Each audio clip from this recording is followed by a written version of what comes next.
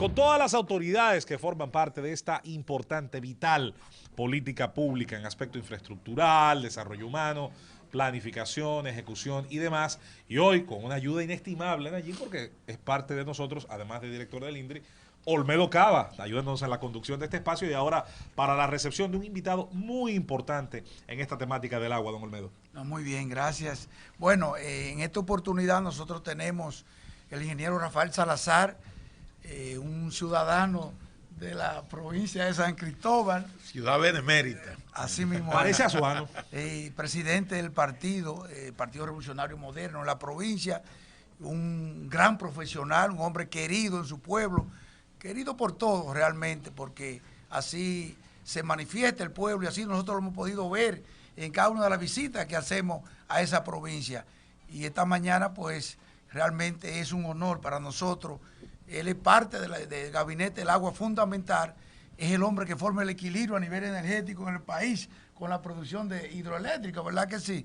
De las empresas, de la empresa que él dirige. Pero yo quiero, antes de pasar la palabra a Salazar, hacer realmente público a todo el país que esta tarde, a partir de las 3:30 de la tarde, vaya la redundancia, nosotros estaremos una visita al ministro de Educación para entregarle un libro que prácticamente ha sido consensuado y asumido por la Organización Mundial del Agua con respecto a lo que es una parte educativa sobre los niños y los adolescentes en las escuelas públicas, en la escuela privada, la cultura del agua precisamente. Es un libro realmente que ya incluso se está impartiendo a nivel de pensum, a nivel de países, por ejemplo, como Chile, Colombia, Perú y otros países, y que nosotros entendemos que va a contribuir realmente a crear ciudadanos para el futuro con conciencia sobre lo que significa el agua en el aspecto de desarrollo humano y también el desarrollo económico de nuestro país. O sea que aprovechamos para esta tarde a las 3:30, el Gabinete del Agua se va a trasladar al Ministerio de Educación, donde el doctor Roberto Fulcar nos recibirá para nosotros entregarle ese libro que realmente ha sido bien valorado por nosotros y por todos los entendidos en la materia.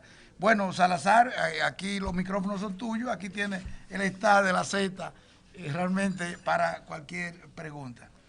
Gracias, Olmedo. Yo quiero introducirme diciendo que don Bienvenido Rodríguez pienso que debe contratar a Olmedo, ¿verdad? Para que se quede en el equipo. Porque el segmento del agua. Sí, porque no solamente con José Luis, con Manuel Conde, Susana, con Rosendo, con Felipe, Nayib, con Julieta, con Nayib, con don Álvaro, que no está por acá, ni Aníbal, ¿verdad? Sino que también yo pienso que vale la pena que se integre una gente como Olmedo, ¿verdad? Que he visto que ha hecho una buena coordinación. Tiene empleo, mira bien, bien levantó la mano.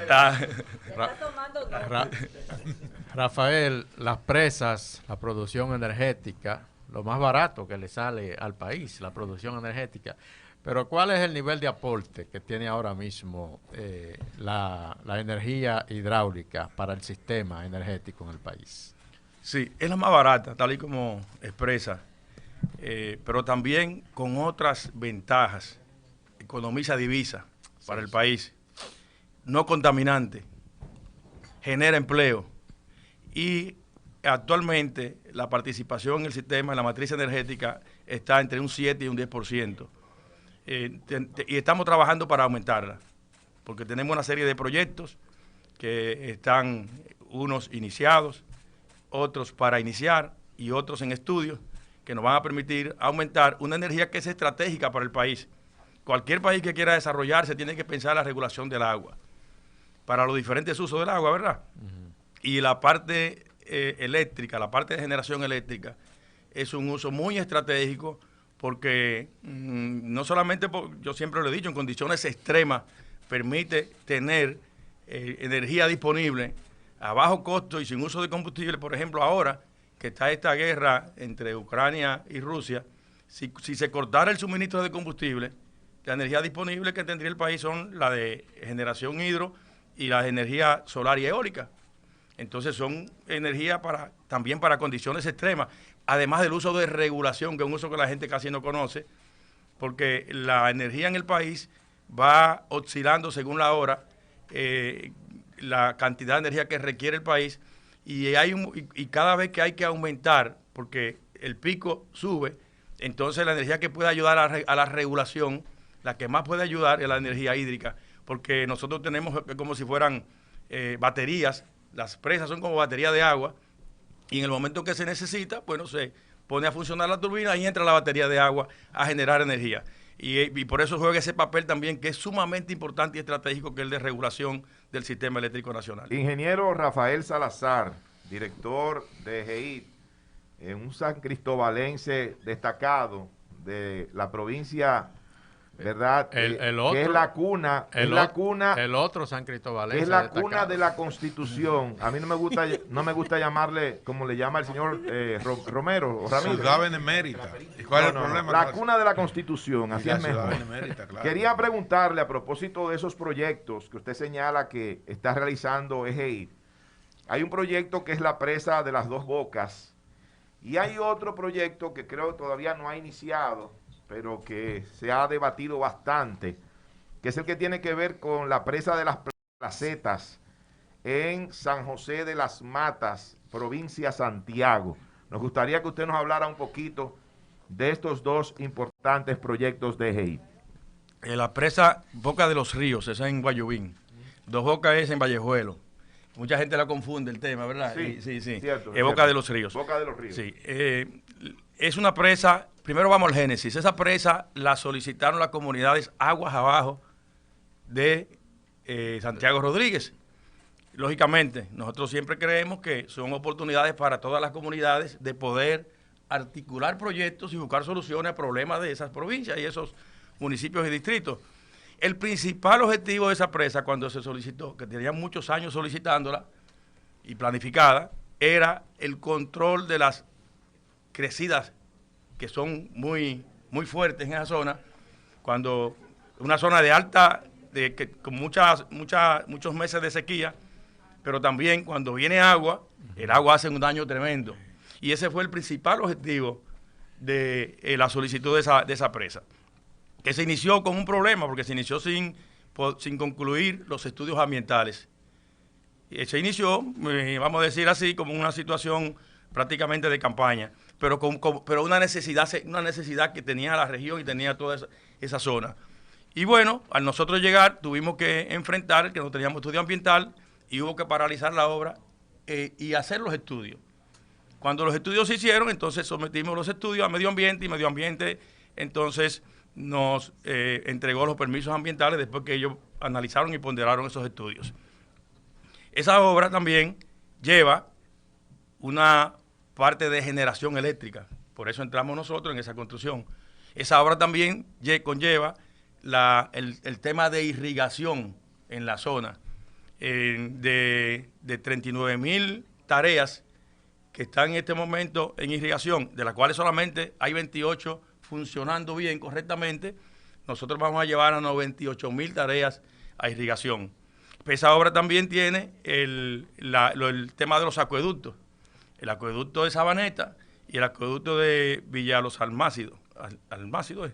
Villa Los Almácidos, sí. Los Almácidos, exactamente, Santiago perfecto. Rodríguez. Santiago Rodríguez. Y lleva también, hemos envuelto en el tema también el control de las aguas que llegan a la presa de Monción, que están contaminando. Ahí llega todos los desperdicios de esa población y llegan a la presa. Y se va también a trabajar una planta de tratamiento.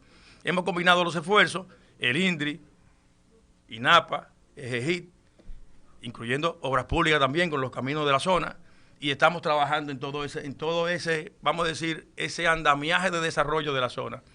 La gente, como quiera, también siempre se desespera, porque a veces la gente piensa que un proyecto es arrancarlo y tener la idea y arrancarlo. Eso lleva un proceso de estudio, un proceso de licitación, un proceso de asignación de fondos y un proceso ya de ejecución de la obra.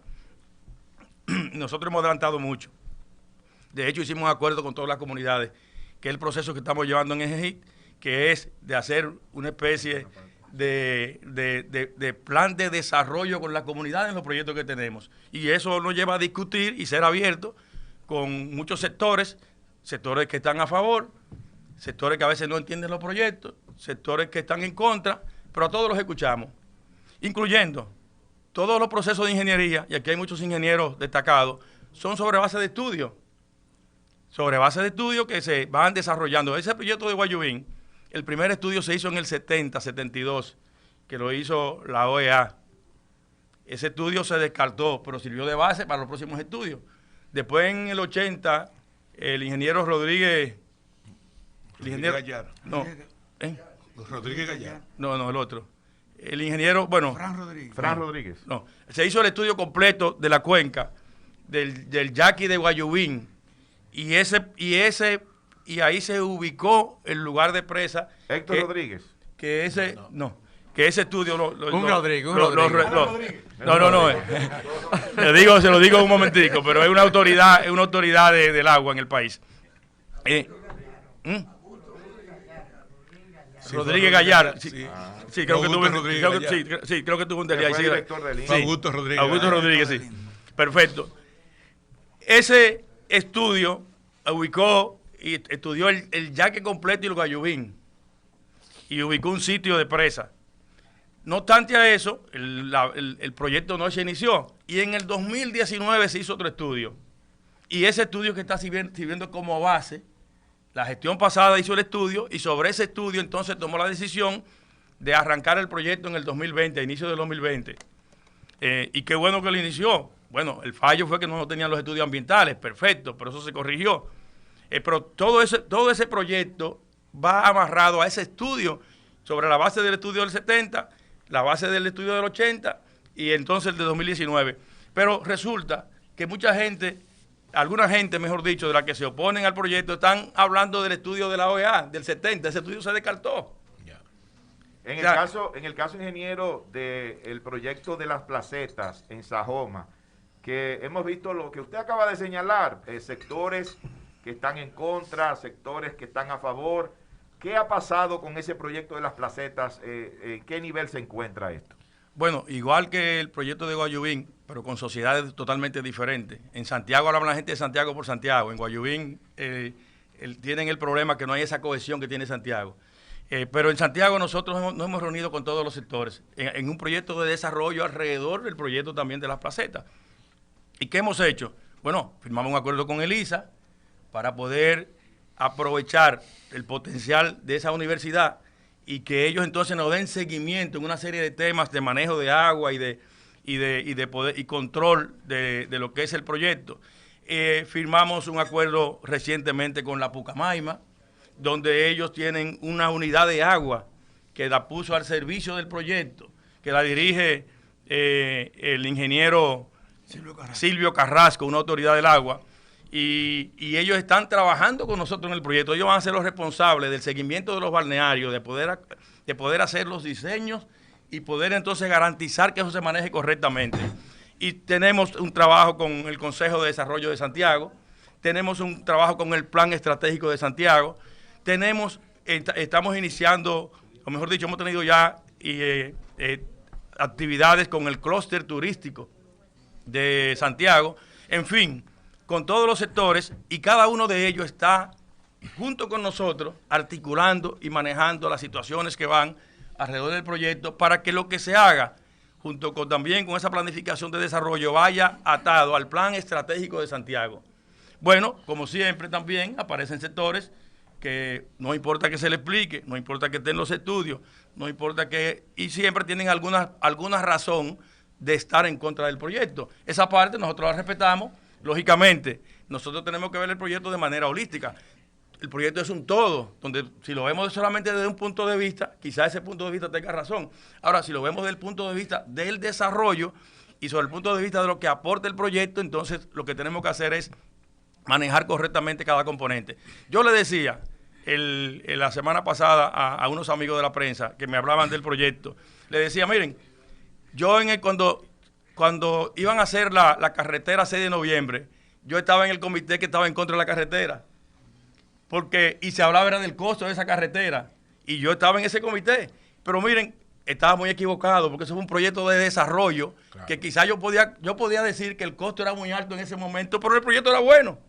Así como la gente se opuso al proyecto de aquí en el malecón, cuando se hizo el malecón, que el sector económico del país estaba opuesto a ese proyecto. como se hizo la Luperón, cuando se hizo la Luperón, cuando se hizo la 27 de febrero, cuando se hizo Valdesia. Si Valdesia no estuviera en este momento, ¿qué pasara con la capital? ¿Qué pasara con San Cristóbal? ¿Qué pasara con Baní?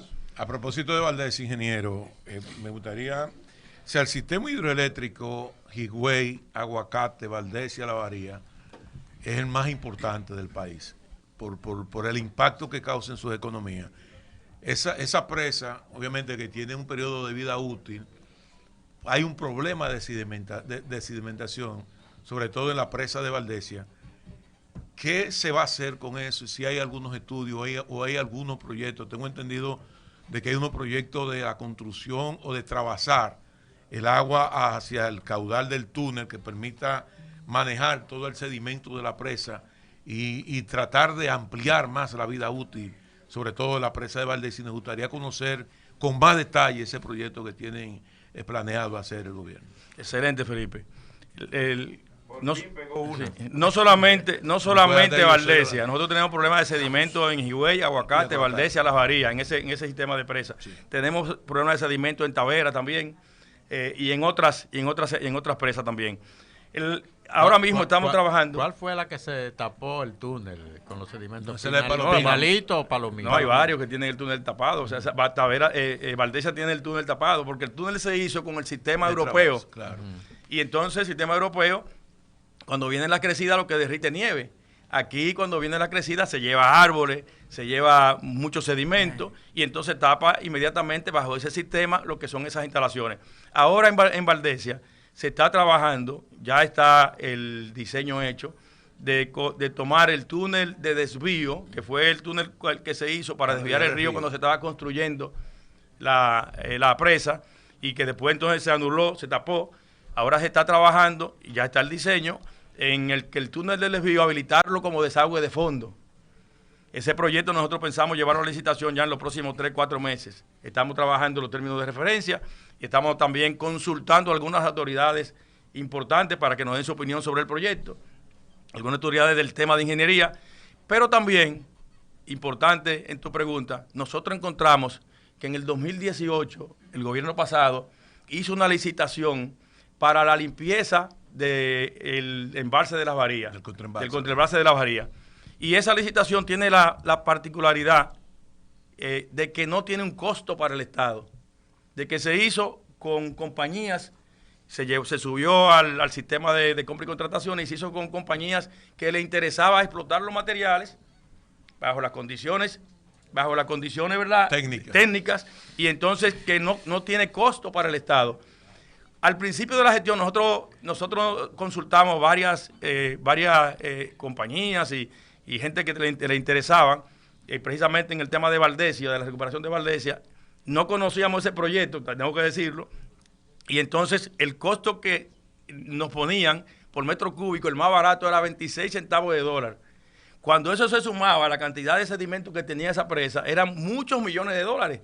Era un proyecto que no podíamos subir nosotros. Ahora, bajo ese proyecto que encontramos, esa licitación que está hecha, que encontramos, estamos adecuándola, revisándola y pensamos, ya le pedimos opinión al INDRI, que no conocía el proyecto, se lo mandamos, la licitación, se la mandamos a Medio Ambiente para que nos opinen sobre el tema y si hay algo que regularizar en el tema.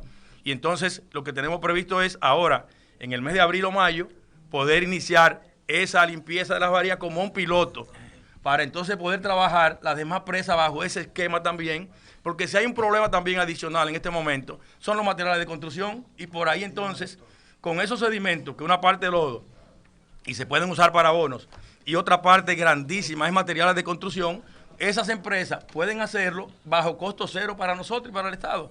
Lógicamente, con la regularización que tiene que tener a través del medio ambiente. Y con eso nosotros recuperamos la presa. Exacto. Recuperamos los vasos de la presa, recuperamos la capacidad de agua de la presa. Vamos a tener agua para irrigación, agua para acueducto, agua para energía y vamos a ganar todo en ese sentido. Así es. Yo sé que te gusta ese tema, pero tú no construyes presa. Finalmente, lo tuyo es la generación de energía. Yo quiero saber si ya a EGEGI le están pagando por servicios auxiliares, por qué si seguimos en 14%, la capacidad instalada solamente se está despachando un 7%, aunque tienen la preferencia en el despacho.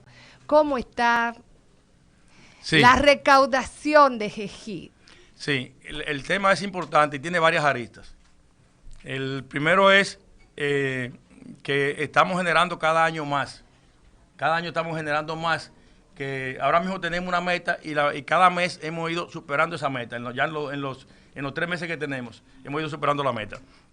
La generación, recuerden que hay una capacidad instalada, pero esa capacidad instalada va a depender de la cantidad de agua que tenga la presa. Sí, ¿qué hacemos nosotros? Combinado con el INDRI, entonces nosotros podemos despachar una cantidad de horas en generación de energía y lo que hacemos es, normalmente, que la aprovechamos en las horas pico, donde la energía es más costosa, más difícil y podemos regular mejor.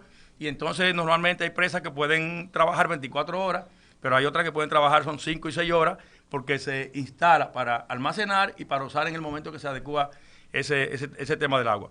Hay un problema que la gente no conoce y bueno que tú tocaste el tema. Ahora mismo que hay una cantidad importante de energía renovable que entrando al sistema, y qué bueno, energía solar, energía eólica, y el sector privado ha estado invirtiendo, y qué bueno también, eso ha permitido que entre una cantidad de energía eólica y solar al sistema, pero nuestra capacidad de absorción de esa energía a través de las redes no estaba en la capacidad de poder entrar al sistema esa energía, y está sucediendo. Eso tenemos ya 2 semanas, alrededor de 2 o 3 semanas con ese tema que no lo conoce la opinión pública, de que hay un reglamento que prioriza el que entre la energía solar, la energía eólica, y entonces hemos tenido un problema que en algunas de las centrales, principalmente la del sur, hemos tenido que despachar agua que podemos producir energía y botar esa energía porque el sistema no nos la puede recibir porque la prioridad no somos nosotros. Es la solar, es la eólica, y entonces nosotros tenemos que como quiera despachar para irrigación y estamos entonces desperdiciando un tema pendiente que tenemos ahora que verlo porque ese tema no se conocía, ya no se había discutido, no había el problema. Que sustituir la del gas. Sí, lo que pasa es que si las redes no tienen capacidad de transmitir esa energía, entonces nosotros como quiera tenemos que llevar el agua al sistema de irrigación. Exacto. Entonces hay un problema que tenemos. ¿Están pagando por regulación de frecuencia? Sí, se está pagando por regulación. Es un tema también importante y que nosotros asumimos un rol fundamental en el sistema eléctrico nacional, la regulación, sí. Siempre interesante, siempre didáctico el ingeniero Salazar, una participación que nosotros valoramos muchísimo, al final es importantísimo para el país. Y a propósito, ¿cuándo será que van a soltar la presa? Porque tienen mucho presa y no la acaban de soltar. Rosendo Tavares Villalobos, señores. El hombre está en su mejor momento con los chistes. Nosotros vamos a la pausa y seguimos con más en este programa especial del agua en la conmemoración del Día Mundial de este preciado recurso. Gracias, ingeniero Salazar. Gracias a ustedes. Llévatelo, Cundo.